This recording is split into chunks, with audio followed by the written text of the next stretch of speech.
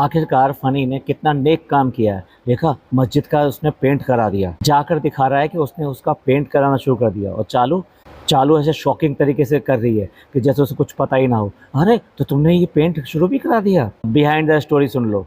वो कहता है कि मैंने ना कल क्या किया था, एक मस्जिद की स्टोरी लगा दी थी। मतलब ये बंदा अगर मस्जिद की स्टोरी ना लगाता तो लोगों को पता ही नहीं चलता कि जिस मस्जिद में रोज वो नमाज पढ़ने आते हैं, उसे रोज देख रहे हैं, वहाँ पे उसका रंग उतर गया है, उसका मतलब पुताई जो है सारी की सारी खराब हो गई है।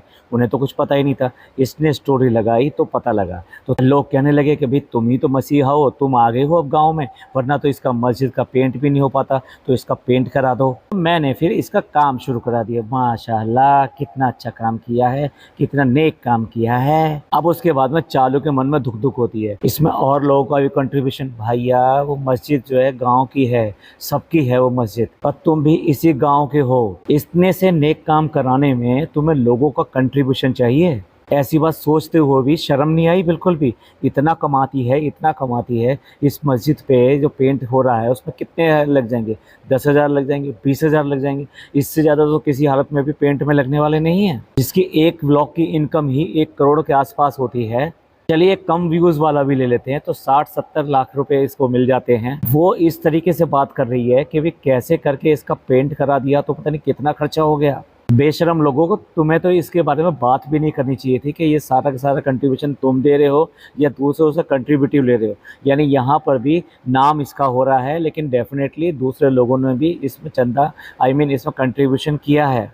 इनका हाल ये है कि जो सामान इन्होंने मंगवाया है 10-15 जगह, ये कहते इतनी लंबी लाइन लगी हुई है। एक तरफ तो कह रहे हैं हम दिखाना नहीं चाहते, लेकिन उसके बाद इतनी लंबी लाइन लगी हुई है। और उसमें सामान क्या निकला है? 5 किलो आटा, 1 लीटर तेल, और उसके अलावा कुछ सेवई, कुछ थोड़ा बहुत और सामान। कुल मिला के ये जितना भी सामान है, किसी भी हालत में 1000-1200 रुपये से ऊपर का नहीं है। उसके इन्होंने कितने थैले बनवा दिए होंगे? 10 बनवा दिए होंगे, 15 बनवा दिए होंगे। अरे लाइन लगा के देखो, इससे ज़्यादा नहीं हो सकते।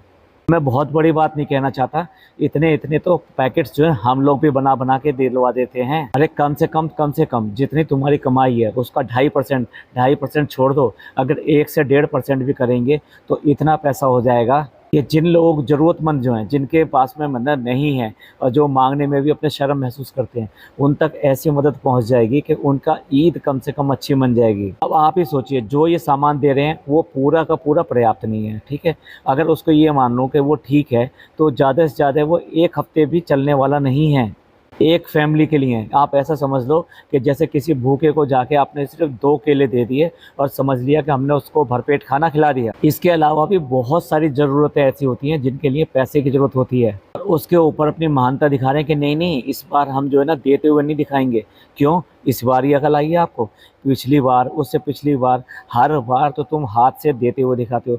अभी अभी जितने लोगों को ईदी दी है, अपने जो भी हाउस हेल्प जितने भी काम करते हैं, क्या उनको व्लॉग में शूट करके नहीं दी? एक एक आदमी का चेहरा नहीं दिखाया? एक एक आदमी को हाथ से देते हुए नहीं दिखाया तुमने? ये अच्छा है, कभी भी महान बन जाओ और कभी भी जो है शो ऑफ करने लगो। जरा एक बार ये तो देख लो कि हदीस में क्या लिखा हुआ है कि अगर किसी को सामान देते हैं तो वो किस तरह से देना चाहिए। भैया अगर तुम बता भी दोगे कि हमने अपने हिस्से का दे दिया है, इतना भी काफ़ी है। अगर झूठ बोलोगे तो उस अल्लाह के शान में झूठ होगा, वो अपने आप इस बात को देखेगा और उसके मुतालिक जो भी कुछ है वो करेंगे। इस हालत जिंदगी है कि ऐसा लगता है कि जब भी ये मौधा आती है, एक सेठ आ गया है और वो अब सबको बांटने के लिए आ गया है। मतलब इनके रिश्तेदार सारे के सारे बहुत बहुत गरीब हालत में हैं। भैया उनकी मदद कर रहे हो, अच्छी बात है, बहुत ही अच्छी बात है। लेकिन जिस तरह से गा गा के अपने एक के बाद एक ब्लॉग पे ब्लॉग बनाते हो, ये चीज़ गलत है। ये कहीं से भी ना इस्लाम में है ना हदीस में। जाओ और जाके पढ़ो कि किस तरीके से देना बताया गया है, कि अगर किसी की मदद करनी है तो तरीका उसका क्या है। अरे तुम्हारे तो ब्याज के पैसे ही जो बैंक और इन सब में पड़े हुए हैं ना, वो इतने इतने आते होंगे कि अगर वो ब्याज का पैसा भी किसी को दे दोगे तब भी ना जाने कितने लोगों का काम हो जाएगा। और ब्याज इंसान को लेना मना बताया गया है इस्लाम के अंदर। लेकिन क्या अगर हमारे यहाँ का कानून ऐसा है कि भी बैंक में पैसा रखते हो तो ब्याज आएगा ही आएगा, तो आप क्या करो, जितना ब्याज का पैसा आता है उतना तकसीम कर दो, लोगों में दे दो, तो वो अपने आप ही बराबर हो जाएगा। अब देखिए स्टार्टिंग में इस शहर का किस्सा छेड़ दिया इसने कि शहर को क्या क्या करना है क्या नहीं करना है। क्योंकि अभी तक भी उसका नाम नहीं आया था कि उसको ईद पे ये क्या क्या मदद कर रही है या क्या उसको दे रही है। तो आप देखो, एक मेहर थी आज से 2 साल पहले वाली मेहर, कि कभी भी उसके लिए अगर ये कोई भी चीज़ देने की बात करती थी तो सीधे ये मना करती थी कि नहीं चालू भी हमें नहीं चाहिए, हमारे पास है, आप क्यों कर रही हो, हमें नहीं चाहिए। तो एक आज की शहर है जो कह रही है कि ईयरिंग भी पहनेंगे, बाल भी स्ट्रेट करने जाएंगे पार्लर में। और डॉक्टर खाला उसके लिए कह रही है कि देखो कितनी बदल गई है ये, 1 साल में कितनी बदल गई है। अपनी अपनी बेटी को देख ले भाई, इस रहने दे दूसरे की बेटी के ऊपर इतने इतने इल्ज़ाम लगाना और उसके पाबंदियां लगाना। जरा उसका हाल देख ले, कितनी नौकरानी वाला उसका हाल चल रहा है और किस तरीके से उसके हालात हैं। लेकिन अगर बात शहर की हो तो भाई अब पूरे कानून उसके चलते हैं, उसको बिगड़ने जैसे नहीं देगी बिल्कुल भी। ये कितना बवाल उठाया था जब इसने ये पैंट मांगनी चाहिए थी, यानी जीन्स मांगनी चाहिए थी जो कि खुली हुई आती है। अब बोल रही है कि 6 महीने पहले इस तरह के कपड़े नहीं पहनती थी, चमक धमक वाले उसको नहीं चाहिए होते थे, बड़े सिंपल कपड़े चाहिए होते हैं। हाँ हाँ, हालात बदल गए, जज्बात बदल गए, तुम लोगों ने इस लड़की का सब कुछ बदल दिया। इसके 2 साल पहले के व्लॉग देख लो, ये लड़की को सब पसंद करते थे, सब पसंद करते थे, क्योंकि इसकी सिंप्लिसिटी और इसकी मासूमियत बिल्कुल साफ दिखाई देती थी। आज की डेट में बिल्कुल क्लियर कट दिखाई दे रहा है, ये सारे के सारे डायलॉग इसको चिपकाए गए हैं और वो अपने अंदाज में बोल रही है। क्योंकि देखो, अगर कोई अपने बारे में बात करे कि मुझे ये चाहिए, तो उसकी आंखों में एक अलग चमक होती है, उसको आंखों में एक वो सपना होता है कि जब मैं इस तरह की चूड़ियाँ पहनूंगी, जब मैं इस तरह के कपड़े पहनूंगी, जब मैं इस तरह के बाल कटवा के घूमूंगी तो मुझे कैसा फील होगा। तो वो चमक उसकी आंखों में होती है, वो आवाज़, उसके खनक जो है उसकी आवाज़ के अंदर होती है। पर ये ऐसा बोल रही है जैसे इसका ज़बरदस्ती बुलवाया जा रहा हो, मतलब जैसे चेहरे से बहुत दुखी है, उसके बाद में ये डायलॉग बोल रही है। इसलिए मैं कह रहा हूँ कि सारी स्क्रिप्ट के अनुसार इसके साथ में बात करी जा रही है। और इसका पैटर्न क्या रहता है कि व्लॉग में ये किसी को भी टारगेट करती है और उसके बाद में समराइज़ कर देती है, नहीं नहीं बच्चे तो ऐसा करते हैं, बच्चों की ऐसी आदत होती है।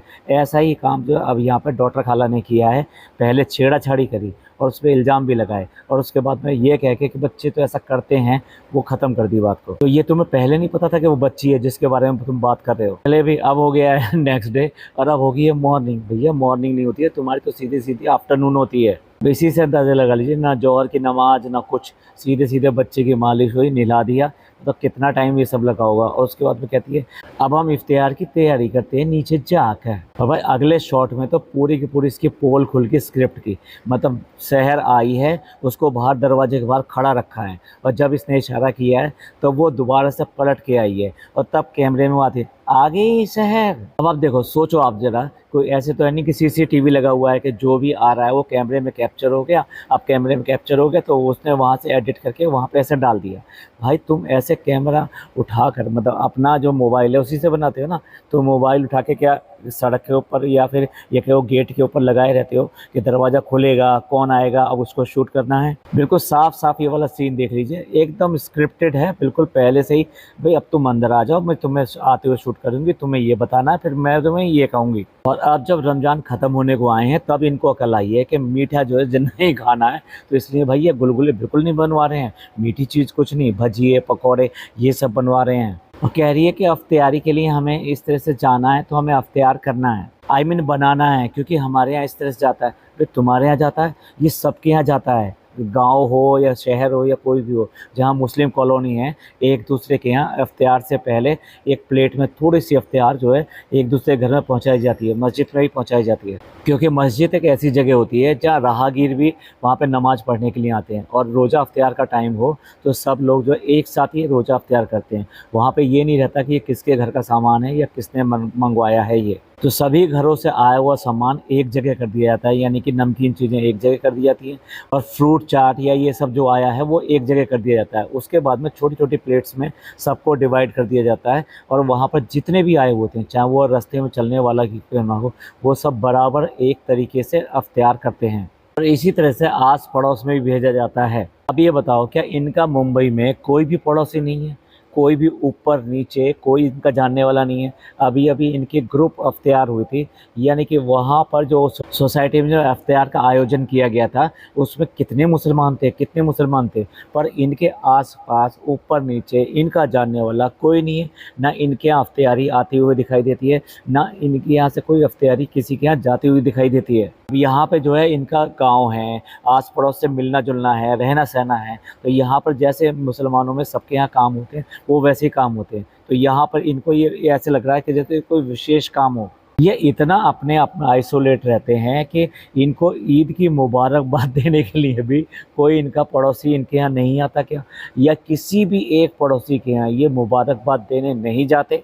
कितनी ज़्यादा शर्म की बात है, एक ही सोसाइटी में रहकर, एक ही विंग में रहकर आप एक दूसरे से अगर नहीं मिलती हो तो इससे ज़्यादा शर्म की क्या बात हो सकती है। और ये गैर इस्लामिक भी है। इस्लाम में एक दूसरे से मिलना बताया गया है, ना कि बिछड़ना। आप देख लो, ईद का मतलब ही होता है, ईद की जो नमाज होती है वहाँ पे आपको कुछ पता नहीं चलेगा कौन जो है फॉर्चूनर वाला है और कौन बेचारा साइकिल पे आया है। सब लोग एक साथ उसी जगह नमाज पढ़ते हैं और नमाज पढ़ने के बाद में सब एक दूसरे के गले मिलते हैं।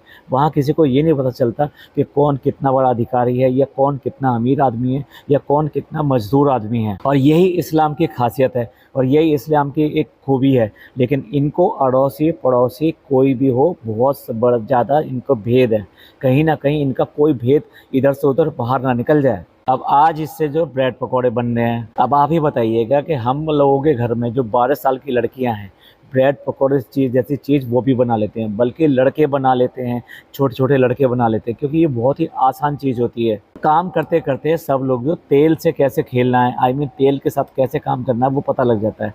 पर इस बंदी को आज तक ये पता नहीं लगा कि ब्रेड पकौड़ा है, ये जो भी चीज़ है वो घी के अंदर या तेल के अंदर कैसे डालते हैं। इस तरह से डाला है जैसे कि इसने पहली बार डाला हो, उछल के आ जाएगा जैसे इसके ऊपर। जबकि ये वही बंदी है जिसने पूरी वगैरह सब कुछ बनाकर दिखाई हैं। जिस बंदी ने वहाँ मुंबई में जो समोसे बनाए थे इन्होंने पट्टी से, वो समोसे भी तल कर दिखाए थे। तो क्या आपको नहीं लगता कि ये सारे के सारे ड्रामे जानबूझ के किए जाते हैं? क्योंकि जितनी छुलछुलाई दिखाई जाएगी, जितना ये इस तरह की हरकतें करेगी, बच्चों वाली हरकतें करेगी, इतना इसको कॉल आउट करेंगे और कम से कम कमेंट्स कुछ बढ़ेंगे, कुछ लोग इस पर बात करेंगे, कुछ ब्लॉग जो है एक दूसरे की तरफ और ज़्यादा शेयर होगा कि देखो देखो कैसी हरकत करी है। जबकि मैं देख रहा हूँ जो इसका लेटेस्ट ब्लॉग आ गया है, उसका जो टाइटल है वो है परफेक्ट कुकिंग। भैया परफेक्ट कुकिंग तो तुम्हारे यहाँ वैसे भी होनी है, क्योंकि जो भी कुछ बनाओगे किसी की हिम्मत नहीं है कि उसके बारे में ये बता सके कि ये कैसा है।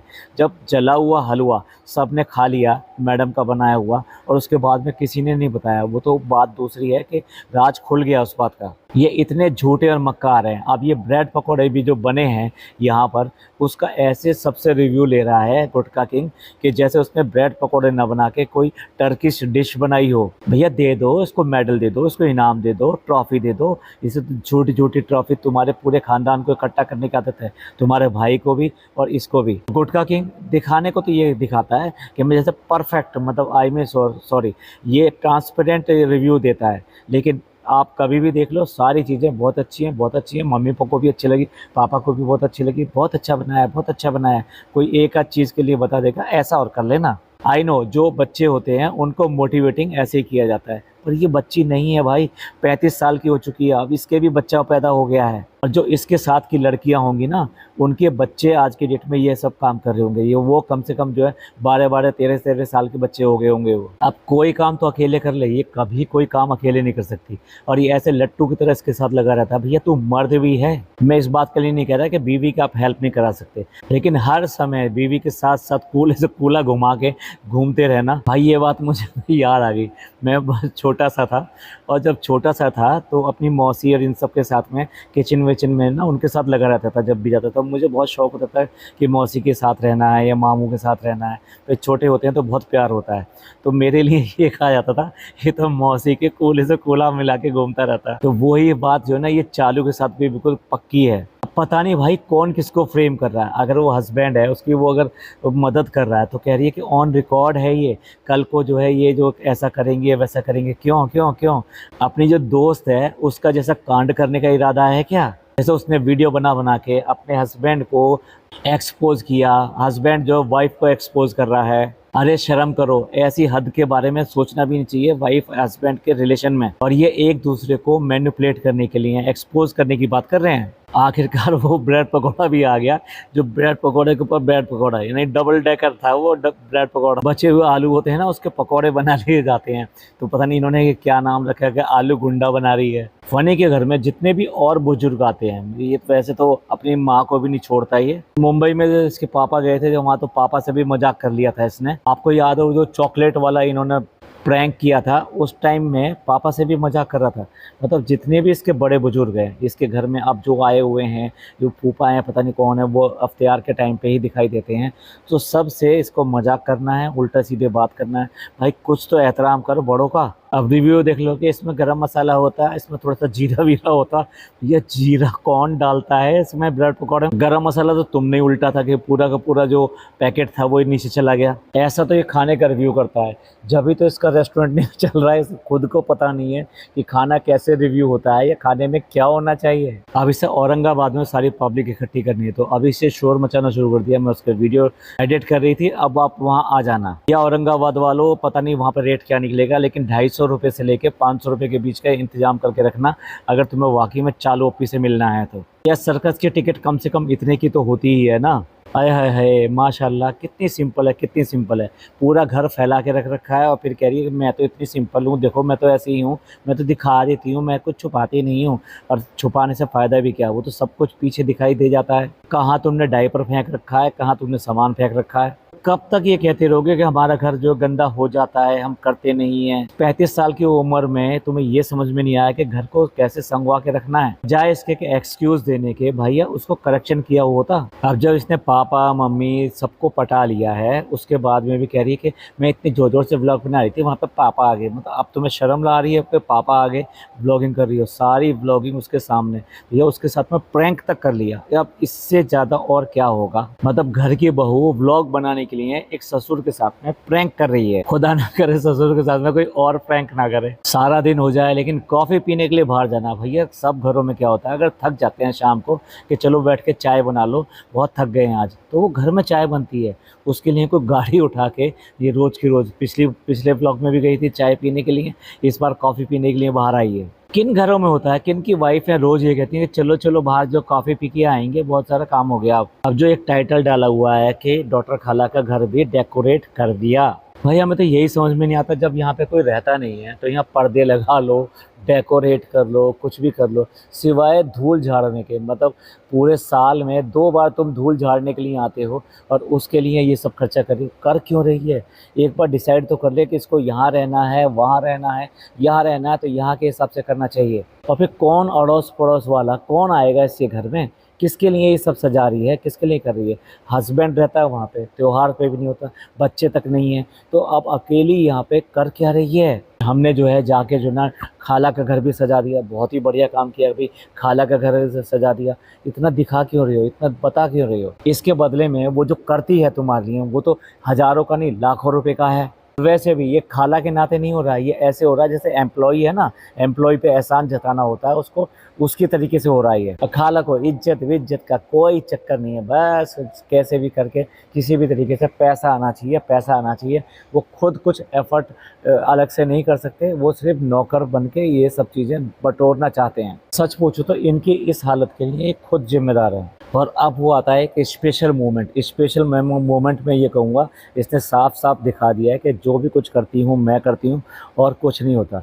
फ़ोन जो जी पे वाला था ये घर भुला ही है और पैसे इसके पास है नहीं, तो एटीएम से पैसे निकालने के लिए वो जा रहा है। ख़ास तौर से ये दिखाना चाहती थी कि ये जो गुलाम जो है ये मेरे ऊपर है और मैं खर्चा करूँगी तो कुछ होगा, इसके बस के कुछ भी नहीं है, ये निठल्ले किससे। अब पूरे व्लॉग देखो, पूरे व्लॉग में यही संदेशा मिलता है, जो कुछ कर रही है ये कर रही है। अगर कुछ घर में कुछ रिनोवेशन है, कोई छोटा मोटा काम निकल कर आया है तो वो भी इसी से कहा जाता है। सास जो है इससे कह रही है कि भाई मुझे ये काम करवाना है, और कोई भी किसी को लेना हो देना हो, हम इसके लिए ये ले आए हैं, हम इसके लिए ये ले आए हैं, हमने घर में चादर ला दी, हमने घर में ये पर्दे ला दिए, हमने घर पे फर्नीचर ला दिया। मैं ये नहीं कह रहा बच्चे ही लेकर आते हैं, घर के अंदर समृद्धि जो आती है एक टाइम के बाद में वो बच्चे ही लेकर आते हैं।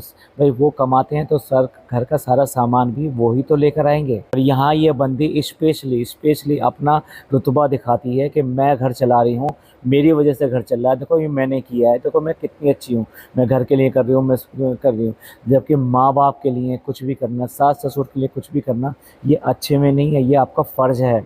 उसी फ़र्ज को ये काउंट कर करके सबको दिखाती है। अब अगले ही सीन में देखो, ये बंदा अपने पैसे का या ये कहिए अपने उस चीज़ का कितना एहसान दिखा रहा है कि जब लोगों के सबके चेहरे उदास पड़े हुए थे, हमने जो ड्रैगन फ्रूट खिला दिया, ड्रैगन फ्रूट जैसी चीज़ को, कि देखो कितना प्रेशियस है, मैं हूँ जो इन लोगों को खिला रहा हूँ, इनकी तो औकात भी नहीं है ये सब खाने की। क्या यार, खाने की जैसी चीज़ों के ऊपर इस तरह की बातें करना। जबकि पिछले सीन में बंदे के पास एक पैसा नहीं था, बीवी का जो कार्ड लेके वहाँ पे निकालने गया है, फ़ोन वो वहाँ पे घर बुलाई है। इसका मतलब कुल मिला के खर्चा करने वाली वही है। और ये आदमी अपने बुजुर्गों के साथ में इस तरह का मजाक कर रहा है कि ड्रैगन फ्रूट खिला रहा हूँ तो अब खुश हो जाओ, और तुम्हारी तो किस्मत चमक गई है, और तुम्हें तो मेरा एहसानमंद होना चाहिए। यार कैसा आदमी है, मतलब मैं बार बार कह रहा हूँ कि अपने बुजुर्गों का एहतराम करो। क्या बकवास कर रहा है कि इस फल का जो असर जो होता है ना 24 घंटे बाद होता है। क्यों? ये क्रीम है, कोई दवाई है कोई? तेरी कोल्ड ड्रिंक का असर कितनी देर बाद होता है, ये तो पता होगा ना तेरे को।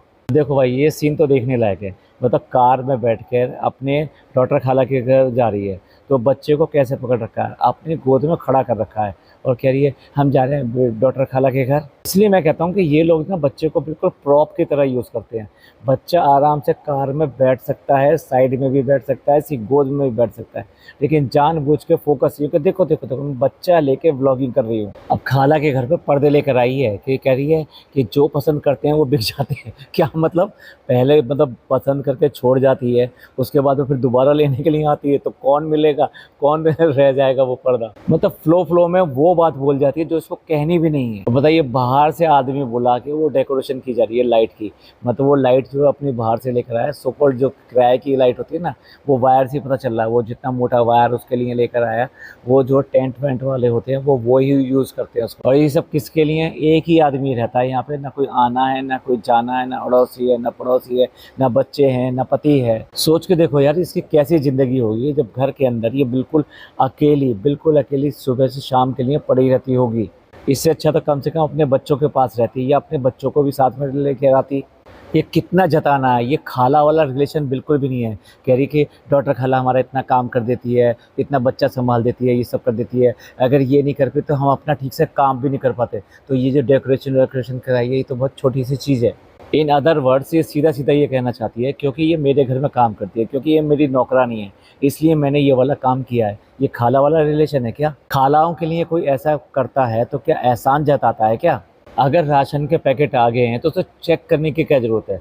जो तुम ऑर्डर करोगे वही आएगा कि नहीं, इसे चेक करना ज़रूरी था। इसे बताना था असल में कि क्या क्या ये सामान दे रही है, देखो कितना ज़्यादा सामान दे रही है, कितने ज़्यादा लोगों को दे रही है। अब आप चाहें किसी को देते हुए दिखाओ या ना दिखाओ, बात तो वही होगी जब तुमने 10 लाख लोगों को दिखा दिया, तुम्हारे ब्लॉग के जो ऑडियंस है। तो चलिए हम भी यहाँ पर एंड करते हैं इसकी ड्रामेबाजी को। आप बताइए ये पॉडकास्ट आपको कैसा लगा? अच्छा लगा हो तो प्लीज़ लाइक कीजिए, सब्सक्राइब कीजिए और शेयर कीजिए, और हाँ, कमेंट करना मत भूलिएगा। थैंक यू, धन्यवाद, शुक्रिया।